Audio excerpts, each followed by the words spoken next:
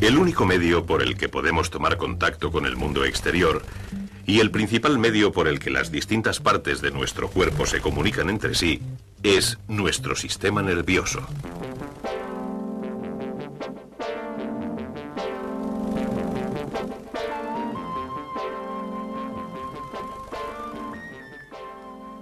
Los colores, sonidos y olores, las formas y texturas que configuran nuestro mundo, no existirían para nosotros sin los billones de células que constituyen nuestro sistema nervioso. Nuestro sistema nervioso responde a los estímulos del mundo exterior, de forma que nos permite ser conscientes de nuestro entorno. Los músculos que nos mueven no responderían a nuestros pensamientos si el sistema nervioso no enviara impulsos desde nuestro cerebro.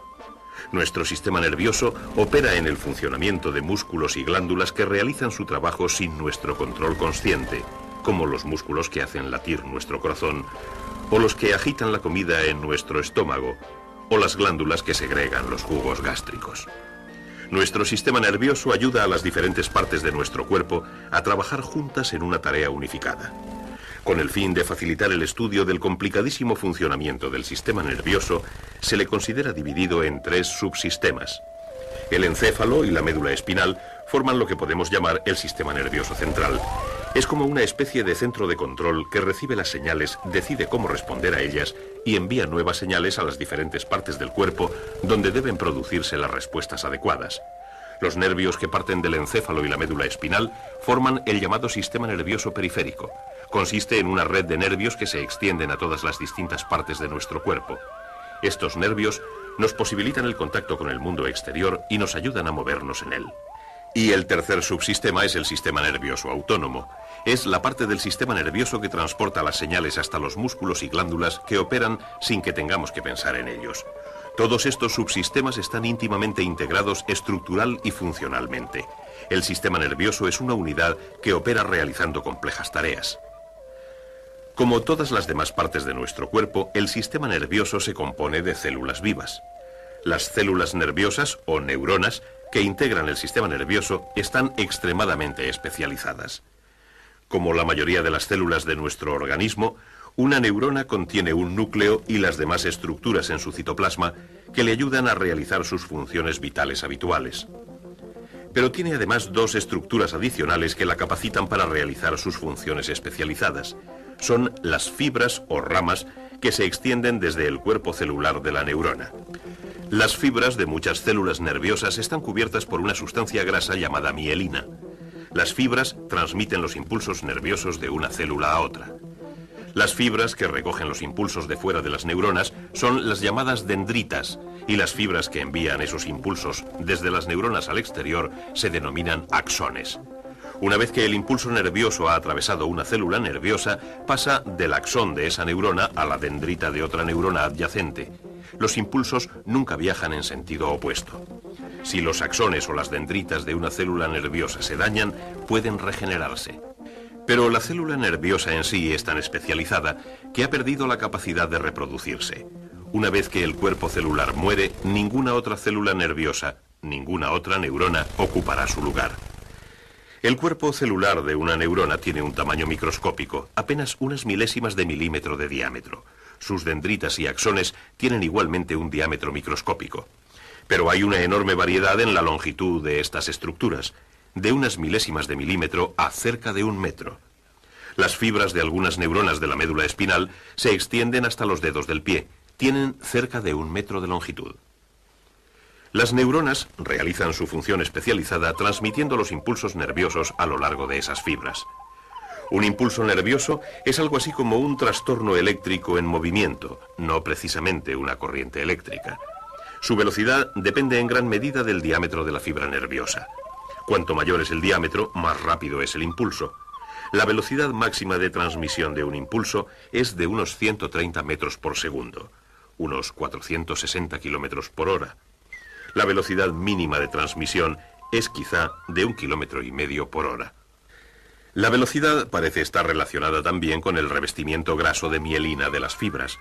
Los impulsos se transmiten 10 o 20 veces más rápidamente en las fibras nerviosas que poseen esta cubierta que en las que no la tienen.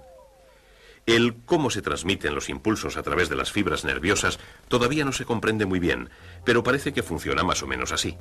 Normalmente la carga eléctrica en el fluido exterior a la membrana de una fibra nerviosa es más positiva que la carga en el fluido interior.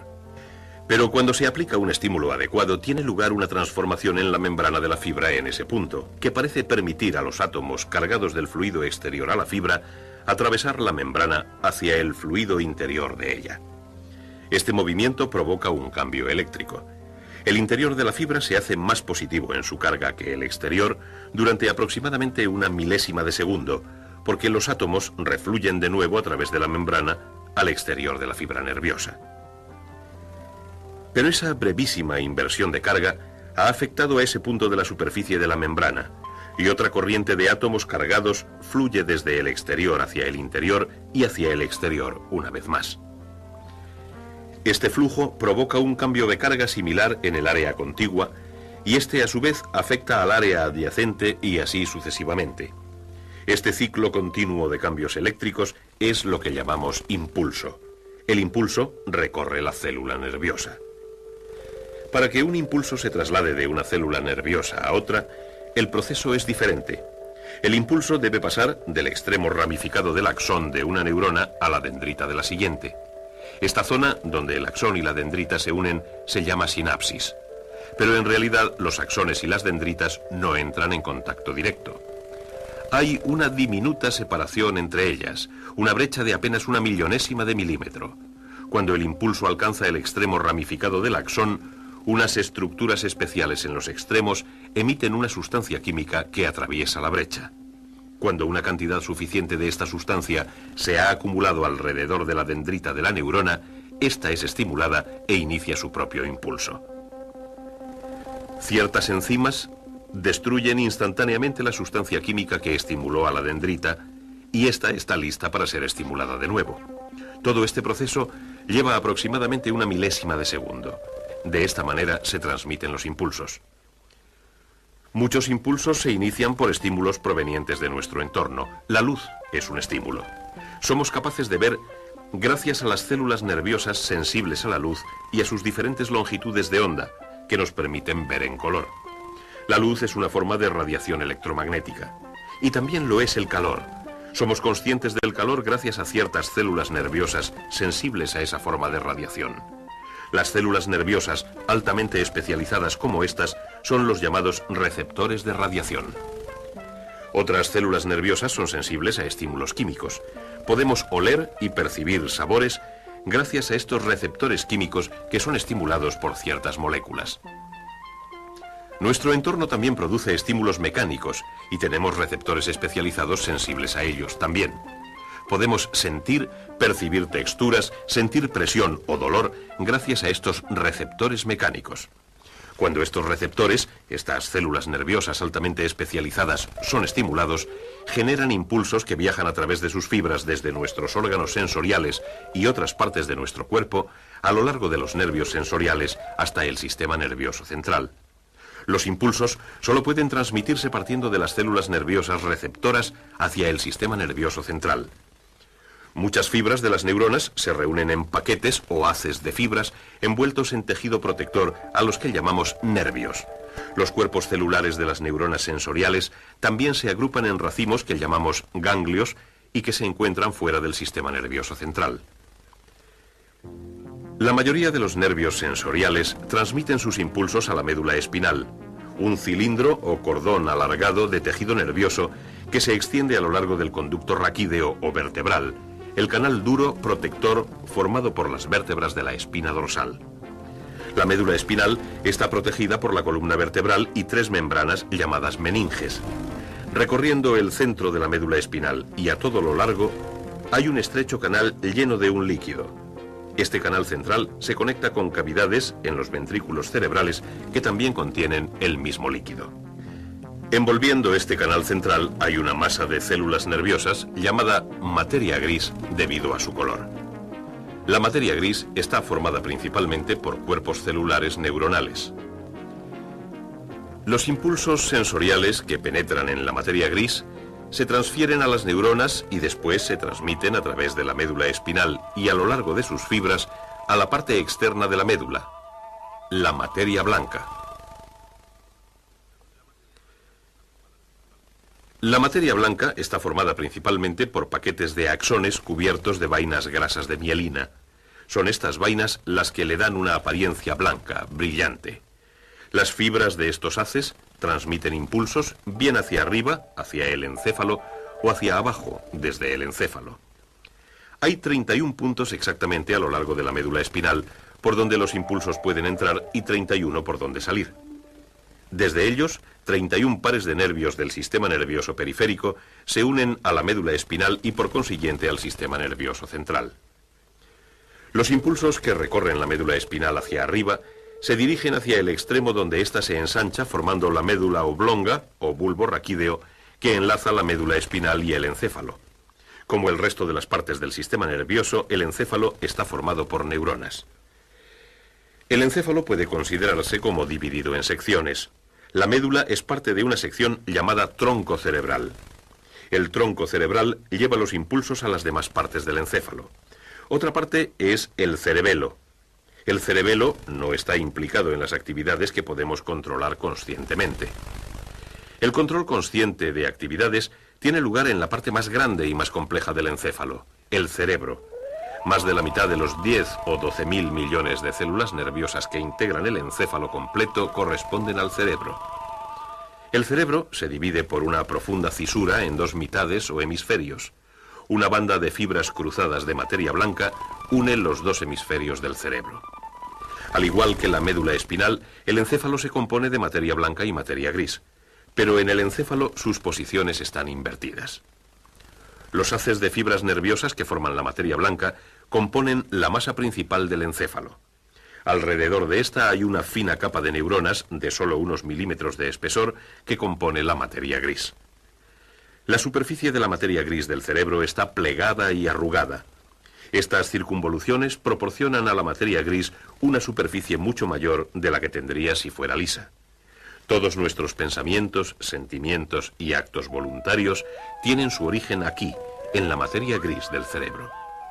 Los impulsos llegan al encéfalo no solo indirectamente a través de la médula espinal, sino también a través de los llamados nervios craneales que conducen directamente al encéfalo. Hay 12 pares de estos nervios. Entre ellos están los nervios que nos permiten ver, oír, gustar y oler. Sus células receptoras son parte de nuestros órganos sensoriales, y así los impulsos del sistema nervioso periférico alcanzan nuestro encéfalo. El encéfalo es el centro de control de casi todas las actividades de nuestro cuerpo. Las neuronas que componen su delicado tejido están protegidas por las mismas 3 membranas que protegen nuestra médula espinal, las meninges, y por los huesos del cráneo. En el encéfalo, las señales que llegan son registradas y evaluadas. Aquí se toman las decisiones de qué respuestas dar a estos impulsos de llegada. Las células receptoras del ojo pueden informar a nuestro encéfalo, por ejemplo, de que hay una cascada en cierta dirección, a cierta distancia. Podemos sentir que es algo atractivo y desear caminar hacia ella. Estas decisiones son tomadas en el encéfalo. Las células receptoras de nuestra piel informan a nuestro encéfalo de que el agua que entra en nuestra boca está fría. El placer que podemos sentir se origina en el encéfalo y quizá nos haga sonreír. Si una gota de agua resbala por nuestra barbilla, las células receptoras de la piel envían impulsos a nuestro encéfalo, donde el mensaje es interpretado y se decide si hacer algo al respecto y cómo hacerlo. Hasta ahora hemos seguido únicamente el recorrido de los impulsos hacia el encéfalo desde el sistema nervioso periférico. Estos impulsos nos han hecho conscientes de sucesos y objetos de nuestro entorno. Pero para realizar nuestras decisiones, ciertos impulsos deben salir de nuestro encéfalo para poner en funcionamiento los músculos que nos permiten caminar, sonreír o enjugarnos la barbilla. Los impulsos originados en las células del encéfalo se transmiten desde el sistema nervioso central a las neuronas motoras, que son las responsables de los movimientos o acciones que realizan las partes de nuestro cuerpo a las que se dirigen los impulsos. Cuando decidimos hacer algo, los impulsos viajan desde el encéfalo a través de la médula espinal y hacia el exterior a través de uno o más de los 31 puntos que conectan la médula espinal con los nervios motores del sistema nervioso periférico. Trasladándose de neurona en neurona, de axones a dendritas, un impulso enviado a un músculo llega finalmente al lugar donde el axón de una neurona penetra en un músculo. En ese momento no hay otra neurona a la que la célula nerviosa pueda transmitir su impulso, sino que ahora los extremos ramificados del axón están casi en contacto con una zona muscular especializada. Hay una brecha similar a la sinapsis entre el axón y el músculo. Entonces, las estructuras especiales en el extremo de las ramificaciones del axón liberan una sustancia química. Esta atraviesa la diminuta brecha y el impulso se transmite al músculo. Las fibras musculares se contraen. Los impulsos enviados de este modo llegan a coordinar simultáneamente la contracción y relajación de los músculos que nos permiten caminar, sonreír o enjugarnos la barbilla. Y las señales enviadas de vuelta a nuestro encéfalo a través de las células sensoriales lo mantienen informado de todas estas actividades. Nuestro encéfalo controla constantemente todo lo que hace nuestro cuerpo, incluso aunque no seamos conscientes de ello. Ni siquiera somos conscientes de cómo hemos hecho trabajar a nuestros músculos en coordinación para poder mover las piernas o los músculos de la cara o los de la mano para dirigirla exactamente al lugar de la barbilla que queríamos. Nuestro encéfalo se encarga de eso por nosotros, lo deseamos y ya está hecho. Complejísimas conexiones entre los miles de millones de células nerviosas del encéfalo hacen todo esto posible. Algunos movimientos tienen lugar incluso antes de que seamos conscientes de ellos. Tocar un objeto punzante puede provocar esto. Para producir esta rápida reacción, los impulsos siguen una especie de atajo llamado arco reflejo. El objeto punzante produce un estímulo en las células receptoras sensoriales. El impulso sigue su curso natural a través de las células nerviosas sensoriales, dendritas dentro, axones fuera, hasta la médula espinal. En la médula el impulso continúa subiendo a lo largo de la materia blanca hacia el encéfalo. Pero al mismo tiempo, las neuronas de la materia gris de la médula espinal generan un nuevo impulso. Esto sucede en las neuronas asociación. Las neuronas asociación pueden transmitir impulsos desde las neuronas sensoriales directamente a las neuronas motoras sin pasar por el encéfalo. De esta manera, mientras el impulso que informará al encéfalo del objeto punzante doloroso asciende rápidamente por la médula espinal, otro impulso viaja en otra dirección a lo largo de una senda motora hacia los músculos del dedo, la mano y el brazo. E incluso antes de que seamos conscientes del peligro que representa un objeto punzante, los músculos han retirado el dedo. Una fracción de segundo más tarde se puede sentir el dolor, pero el peligro ya ha pasado. Así, las diferentes partes de nuestro sistema nervioso periférico y central están constantemente en interacción, haciéndonos conscientes de nuestro entorno, permitiéndonos decidir cómo responder ante él, capacitando a nuestro cuerpo para hacer lo que queramos hacer y a veces protegiéndolo. Pero hay muchas otras cosas que nuestro cuerpo tiene que hacer y que nos sería muy difícil controlar y dirigir. Nuestro corazón sigue latiendo, sus válvulas abriéndose y cerrándose a un ritmo adecuado, los jugos gástricos siguen siendo segregados, los músculos de nuestro estómago producen los movimientos ondulares que baten los alimentos y los trasladan a otros órganos del aparato digestivo. Estos son solo unos ejemplos de la gran cantidad de actividades controladas por el tercer subsistema de nuestro sistema nervioso, el sistema nervioso autónomo. El sistema nervioso autónomo dirige el funcionamiento de músculos y glándulas a un nivel inconsciente. Sus actividades se realizan sin que nosotros seamos conscientes de ellas. La mayoría de estos controles residen en el cerebelo y otras partes del encéfalo fuera del cerebro. Ciertas regiones del encéfalo, que controlan el equilibrio de las sustancias químicas de la sangre, estimularán la actividad de las glándulas paratiroides cuando el nivel de calcio es demasiado bajo, o indicarán a la glándula pituitaria que emita hormonas para incrementar la actividad de los riñones cuando la cantidad de agua en nuestra sangre es demasiado grande. En situaciones de estrés, una parte del encéfalo indicará a las glándulas suprarrenales que segreguen adrenalina en la sangre, y más tarde les indicará que se detengan cuando la emergencia haya pasado. El funcionamiento de algunos órganos está afectado por pares de nervios que transmiten los impulsos desde el cerebelo y tienen efectos opuestos. Impulsos de un nervio pueden acelerar los latidos del corazón, impulsos de otro pueden aminorarlos. Un nervio dilata la pupila del ojo ensanchándola y admitiendo así más luz. Otro la constriñe y reduce la cantidad de luz que pasa. Esta habilidad del encéfalo de mantener el funcionamiento de órganos y glándulas en un equilibrio adecuado ayuda a nuestro cuerpo a mantener la llamada homeostasis, un estado constante de equilibrio interno. De manera que el funcionamiento de nuestro sistema nervioso nos hace conscientes de nuestro entorno, nos permite decidir cómo reaccionar ante él y mantiene nuestras glándulas internas y demás órganos en perfecto funcionamiento y coordinados entre sí. Y la parte principal de este sistema es el encéfalo, tan complejo que todavía no hemos conseguido comprender totalmente su funcionamiento. Sabemos, por ejemplo, que los impulsos que parten de la parte izquierda de nuestro cuerpo llegan al hemisferio derecho de nuestro cerebro, y que los que parten del lado derecho van al hemisferio izquierdo. En varios puntos de la médula espinal, los senderos nerviosos parecen cruzarse, pero no sabemos cuál es la función de esa inversión. También parece que los dos hemisferios de nuestro encéfalo tienen áreas de especialización. La parte izquierda es responsable del habla, la lectura, la designación y otras actividades complejas. Es la parte pensante, analítica, activa. La parte derecha es la musical, artística, emocional, intuitiva y creativa. Parece ser la parte responsable del reconocimiento y percepciones de ideas abstractas, diseños complejos y rostros.